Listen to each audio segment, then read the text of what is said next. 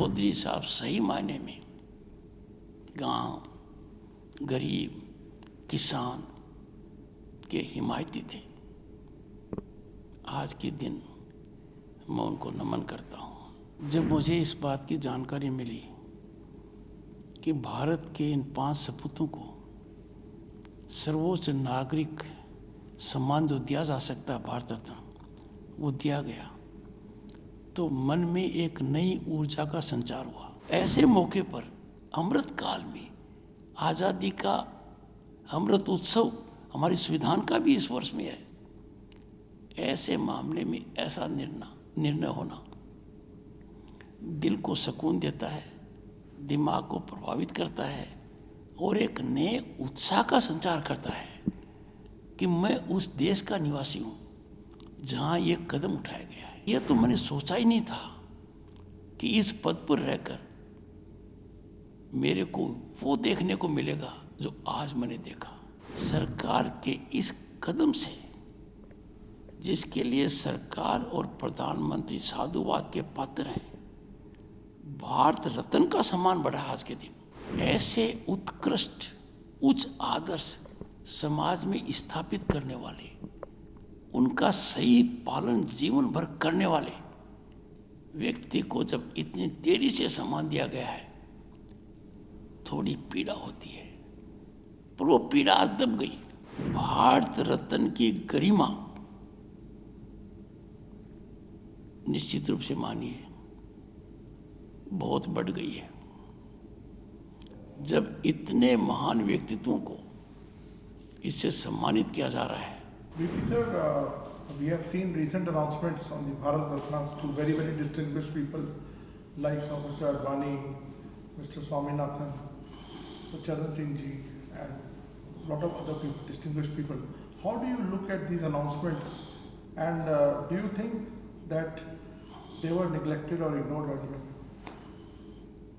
नवीन जी, इस पद पर रहते हुए जब मुझे इस बात की जानकारी मिली कि भारत के इन 5 सपूतों को सर्वोच्च नागरिक सम्मान जो दिया जा सकता है भारत रत्न, वो दिया गया, तो मन में एक नई ऊर्जा का संचार हुआ। इन 5 को देश और दुनिया भली भांति जानती है, इनको पूरी तरह से परखा हुआ है।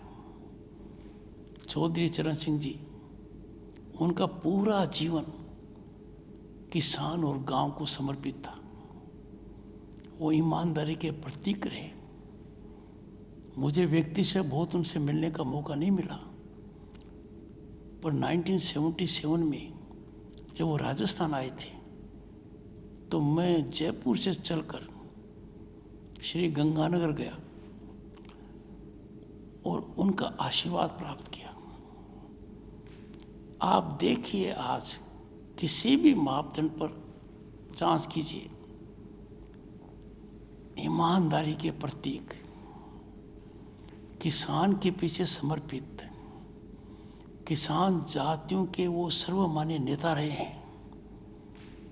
चाहे उत्तर प्रदेश के कृषि मंत्री हों, चाहे वो मुख्यमंत्री रहें, चाहे देश के प्रधानमंत्री या गृह मंत्री रहें, उन्होंने एक अमिट छाप छोड़ी है। उनके दिल में किसान अन्नदाता के प्रति जो लगाव था और राजनीतिक क्षेत्र में स्पष्टवादिता के मामले में विचारों में पूरी तरह से एकाग्रता होना उनकी बहुत बड़ी पहचान थी। डटकर आपातकाल का काला खंड जो था, डटकर मुकाबला किया। अपने सिद्धांतों से वो कभी नहीं डगे। लोग उनकी सादगी, उनकी ईमानदारी, गरीब किसान के प्रति उनका समर्पण, ये उनकी पहचान है। चौधरी साहब के नज़दीक कोई वो व्यक्ति नहीं आ सकता था जिसमें ये गुण नहीं हो। आप अंदाज़ा लगाइए उस कालखंड में उनके जो शिष्य थे उन्होंने क्या महारत हासिल की। जब ऐसे व्यक्तित्व को आज के दिन सम्मानित किया जाता है तो मन में एक बड़ा भाव आता है कि अन्नदाता का सम्मान हुआ है।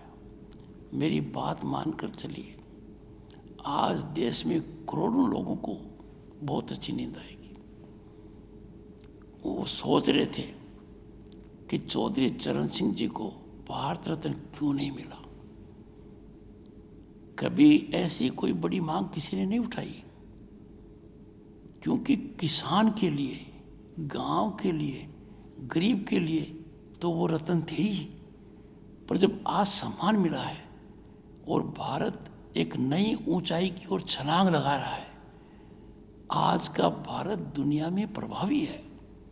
आज के भारत की अर्थव्यवस्था दुनिया के देशों में भारत की इज्जत सर्वोपरि है। ऐसे भारत में, ऐसे मौके पर, अमृत काल में, आज़ादी का अमृत उत्सव हमारे संविधान का भी इस वर्ष में है। ऐसे मामले में ऐसा निर्णय होना दिल को सुकून देता है, दिमाग को प्रभावित करता है और एक नए उत्साह का संचार करता है कि मैं उस देश का निवासी हूँ जहाँ ये कदम उठाया गया है। व्यक्तिगत मेरे लिए इससे बड़ी कोई उपलब्धि नहीं हो सकती कि भारत के उपराष्ट्रपति के पद पर रहकर कृषक पुत्र होने के नाते जब मुझे जानकारी मिली तो बिना समय गंवाए मैंने इस जानकारी को राज्यसभा के सदस्यगण के साथ शेयर किया और सदन में जो इसका स्वागत हुआ और हर वर्ग से स्वागत हुआ, उससे मैं विभूत हूँ। मैंने कल्पना में नहीं सोचा था कि मैं इस पद पर पहुंचूंगा, पर यह बदलते हुए भारत की तस्वीर है। पर यह तो मैंने सोचा ही नहीं था कि इस पद पर रहकर मेरे को वो देखने को मिलेगा जो आज मैंने देखा। मैं आपको एक बात बताता हूँ, चौधरी साहब के जीवन को आप अध्ययन कीजिए, उनके विचारों की जानकारी लीजिए। वो किसान की मजबूती देखना चाहते थे। वो चाहते थे कि किसान अर्थव्यवस्था में जबरदस्त योगदान करें। और मैंने कई जगह चौधरी साहब की रीति नीति को पढ़कर, नज़दीकी से अध्ययन कर कई जगह मैंने अपने भाषण में कहा है कि अन्नदाता को मजबूती तब आएगी जब अन्नदाता एग्रीकल्चर प्रोड्यूस पैदा करता है और वहीं तक सीमित रह जाता है। उसकी मार्केटिंग के अंदर इन्वॉल्वमेंट होना चाहिए, वैल्यू एडिशन के अंदर होना चाहिए, उसके एक्सपोर्ट और इंपोर्ट में होना चाहिए, दूध और वेजिटेबल्स में इन्वॉल्वमेंट होना चाहिए। चौधरी साहब का सोच बहुत बड़ा था और व्यक्तित्व देखिए आप कितना बड़ा था। देश को कभी वो देखने को नहीं मिलेगा जो चौधरी साहब ने देखा था और अन्य नेताओं ने देखा था। आपातकाल की मार, हर संस्था विफल हो गई, न्यायालय विफल हो गए। देश के 9 उच्च न्यायालयों ने आदमी के पक्ष में फैसला दिया, नागरिक के पक्ष में फैसला दिया। ये फैसला दिया कि मौलिक अधिकारों को सस्पेंड नहीं किया जा सकता। सुप्रीम कोर्ट ने उस फैसले को बदल दिया। डटकर चौधरी साहब ने मुकाबला किया। चौधरी साहब सही मायने में गांव, गरीब, किसान के हिमायती थे। आज के दिन मैं उनको नमन करता हूँ। आज के दिन सभी किसान भाइयों से, ग्रामीण भाइयों से यही अनुरोध करूँगा कि हमारे चौधरी साहब 140 करोड़ वाले देश में भारत रत्न है। हमारे रत्न थे, हमारे दिल में थे, हमारे दिल पर उनका राज था। कहीं निकल जाइए देश में, उत्तर हो चाहे दक्षिण हो, गांव का किसान का व्यक्ति चौधरी साहब को किस भाव से याद करता है। और महान व्यक्तित्व की सबसे बड़ी ताकत यही है कि उनको प्रमोट करने की आवश्यकता नहीं होती है। आज संसद सदस्यों के चेहरे पर जब देखा मैंने, और खासकर जो ग्रामीण वर्ग से आते हैं, किसान वर्ग से जुड़े हुए हैं, ऐसी प्रसन्नता मैंने बहुत कम देखी है। बहुत बड़ा मौका है नवीन जी आज का। सर मुझे ये बताइए, आपने कहा कि आप जयपुर से पैदल चल के उनको मिलने नहीं, गए। पैदल नहीं, मैं जयपुर से चलकर चौधरी साहब का हनुमानगढ़ और श्री गंगानगर के अंदर आना था। उस समय जो आप आज कर रहे हैं ना, संचार, सोशल मीडिया, वो नहीं था। टेलीविज़न भी ऐसा नहीं था। जब अखबार से जानकारी मिली तो मेरे मन में आया कि मुझे इस महानुभाव का आशीर्वाद प्राप्त करना चाहिए। मैं बालक था। मैं जब वहाँ गया तो भोजन कर रहे थे, वो जमीन पर बैठकर भोजन कर रहे थे। चौधरी साहब ने कभी किसी को गिरावट होते हुए मदद नहीं की। सब जानते थे कि चौधरी साहब के सामने दिगर कोई ऐसा आचरण हो गया जो सात्विक नहीं है, सर्वोत्तम नहीं है, तो चौधरी साहब खिंचाई करते थे और किसान को हमेशा एक ही बात कहते थे कि अर्थव्यवस्था में योगदान देने के अलावा किसान भारतीय राजनीति की भी रीढ़ की हड्डी है। और मुझे आज प्रसन्नता होती है कि आज किसान वर्ग में जाइए आप और थोड़ा अंदाज़ा लगाइए, किसान के बच्चे आज नौकरी में कितने आगे हैं, गांव के अंदर कितनी काया बदल गई है। एक तरीके से चौधरी साहब का सपना संचार हो रहा है। पूरी तरह से पृष्ठभूमि मेरे को दिख रही है। तो ऐसे महान व्यक्तित्व का इतना बड़ा आदर होना और इस कालखंड में होना जहाँ भारत अमृत काल में है, तो अमृत काल जो गौरव काल है उसमें ऐसे लोगों का मान बढ़ाना, गौरवान्वित करना हम सब के लिए बहुत बड़ी प्रसन्नता का विषय है। सर लेकिन आपको लगता नहीं कि थोड़ी देर हुई इसको सम्मान को मिलने में? देखिए, भारत रत्न कर्पूरी ठाकुर जी को मिला है, चौधरी चरण सिंह जी को मिला है, स्वामीनाथन जी को मिला है, LK आडवाणी जी को मिला है, नरसिम्हा राव जी को मिला है। पांचों के बारे में किसी को कोई शंका नहीं है, कोई संशय नहीं है। इनको मिलना ही चाहिए था, मौका था, देना चाहिए था। आज के दिन मैं ये कहूँगा नवीन जी, सरकार के इस कदम से, जिसके लिए सरकार और प्रधानमंत्री साधुवाद के पात्र हैं, भारत रत्न का सम्मान बढ़ा आज के दिन, भारत रत्न का वचन बढ़ा आज के दिन। आप अंदाजा लगाइए, पद्मा अवार्ड जब पहले मिलते थे तो उनका क्या दृष्टिकोण था। आज के दिन जिसको पद्मा अवार्ड मिलता है, पद्मश्री भी मिलो चाहिए, पहले कोई जाने या न जाने, मिलते ही सब एक स्वर में कहते हैं कि सही मिला, जरूर मिलना चाहिए था। आज के दिन कोई देश और दुनिया में नहीं मानेगा और उनके मन में एक ही खिंचाव रहेगा, थोड़ी पीड़ा रहेगी कि पहले क्यों नहीं मिला। सामाजिक न्याय का मामला देखेंगे तो कर्पूरी ठाकुर जी का नाम, कर्पूरी ठाकुर जी के सुपुत्र हमारे राज्यसभा के सदस्य हैं, चौधरी चरण सिंह जी के पोते हमारी राज्यसभा के सदस्य हैं, जयंत चौधरी। चौधरी साहब से जो मिला, स्फूर्ति आई। और एक बात और है, चौधरी साहब ने मौलिकता से नाता कभी नहीं छोड़ा, नैतिकता को सर्वोपरि रखा और बेईमानी की बात तो उनके सामने करने की कोई सोच ही नहीं सकता था। जिंदगी भर वो सिफारिश के खिलाफ रहे।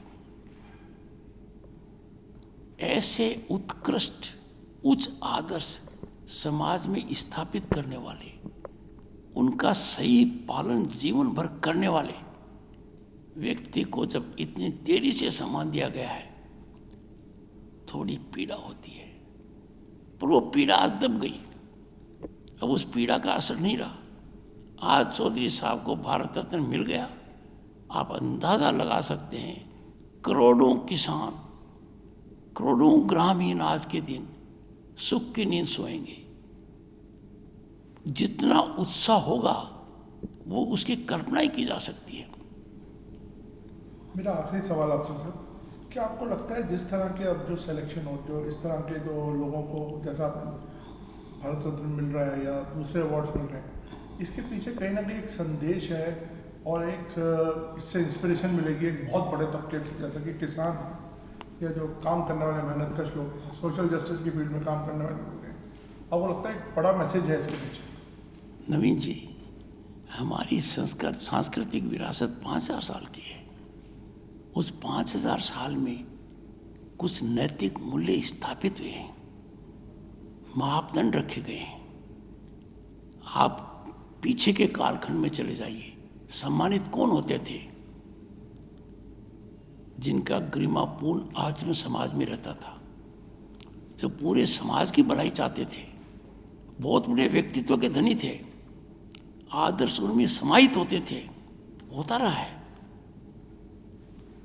भारत रत्न की गरिमा निश्चित रूप से मानिए बहुत बढ़ गई है। जब इतने महान व्यक्तित्वों को इससे सम्मानित किया जा रहा है, तो हर आदमी, हर भारतीय के मन में एक बात आती है कि अब मापदंड बदल गए हैं। अब मापदंड में राष्ट्रवाद है, अब मापदंड में आदर्शवाद है, अब मापदंड के आंकलन देश हित वाले हैं, किसान हित वाले हैं, गरीब हित वाले हैं। और अन्नदाता को तो कितनी खुशी मिली होगी। डॉक्टर स्वामीनाथन को देखिए, हमने बच्चे रहते हुए वो जमाना देखा है कि इस देश को बाहर से गेहूं आते थे, PL 48, 480 कानों में घुसती थी। He brought about revolution। Narasimha Rao ji प्रधानमंत्री रहे, उनको स्कॉलर स्टेट्समैन कहा गया। कांग्रेस पार्टी के अध्यक्ष भी थे। बुलाकर मुझे कहा, कांग्रेस लीगल सेल का आप भाग बनिए। मेरी मुलाकातें हुई उनसे, मुझे बड़ा अच्छा लगा और राय ली उन्होंने कई बार। ये मैंने सदन में भी कहा है। स्वामीनाथन जी से भी मेरा मिलना हुआ, मैंने गहराई से बात की। जब लोकसभा का सदस्य बना 1989 में, तो दो महानुभावों से मेरी बात इस विषय में हुई, मिस्टर कुरियन से और स्वामीनाथन जी से। स्वामीनाथन जी का दिल धड़कता था। वो किसान की अर्थव्यवस्था को लेकर एक बहुत बड़ा सोच रखते थे, और उस सोच में आज के दिन मैं जमीनी हकीकत देख रहा हूं। मैं खास तौर से किसान भाइयों को बताना चाहूँगा कि आज के दिन जो युगांतर प्रगति हो रही है, उसमें किसान केंद्र बिंदु है।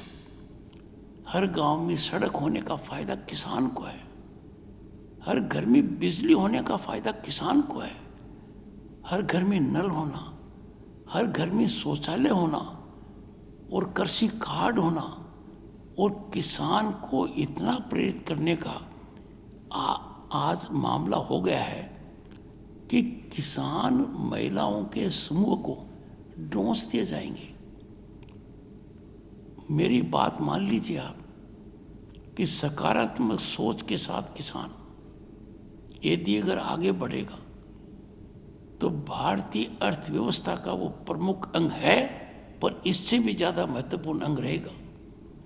और किसान समुदाय को मैं अपील करता हूँ कि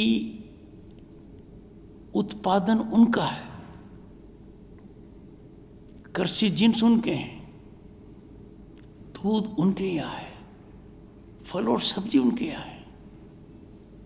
उसके अंदर वो आज की तकनीकी का उपयोग करते हुए, सरकारी नीतियों का फायदा उठाते हुए, भंडारण की ओर ध्यान देते हुए वैल्यू ऐड करना चाहिए। और जब किसान परिवार इसमें आगे आएगा तो दुनिया के सबसे बड़े व्यापार का वो हिस्सा बनेगा। आज वो उत्पादक है और अपने उत्पादक व्यवस्था के अंदर आगे नहीं बढ़ पा रहा है। मैंने 3 बिंदुओं पर खास तौर से ध्यान दिया है।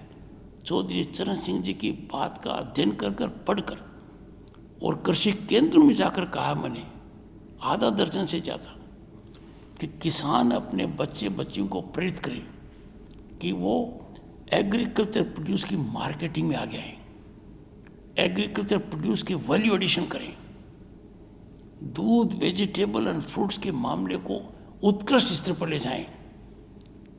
इसके क्रांतिकारी परिणाम अर्थव्यवस्था में आएंगे। तो आज का दिन, मेरी बात मानिए, बहुत सुख और चैन देने वाला है, बहुत प्रसन्नता का विषय है।